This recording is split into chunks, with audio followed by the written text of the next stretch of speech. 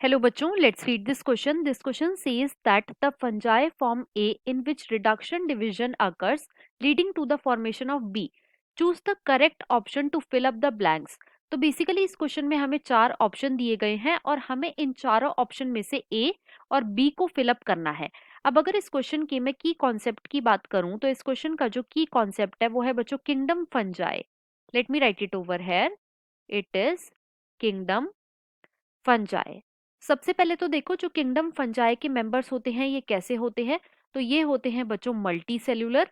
These are multicellular. और ये कैसे होते हैं, ये होते हैं eukaryotic. They are eukaryotic, right.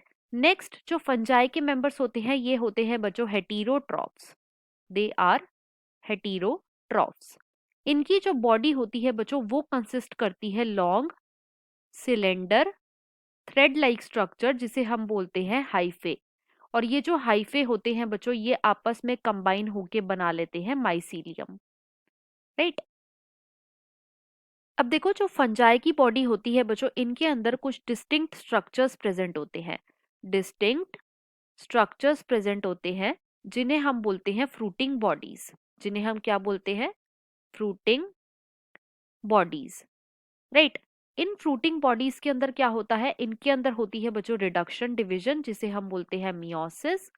और फिर फॉर्मेशन होती है बच्चों स्पोर्स की, राइट।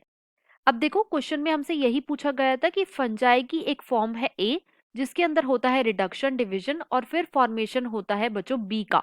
तो यहाँ पे ए क्या हुआ, ए हुआ बच्चों फ्रूटिंग बॉडी और बी क्या हुआ, तो बी हुआ स्पोर। ए क्या है फ्रूटिंग बॉडी और बी है स्पोर। और इसके अकॉर्डिंग जो हमारा मोस्ट अप्रोप्रिएट ऑप्शन है वो है ऑप्शन नंबर 4।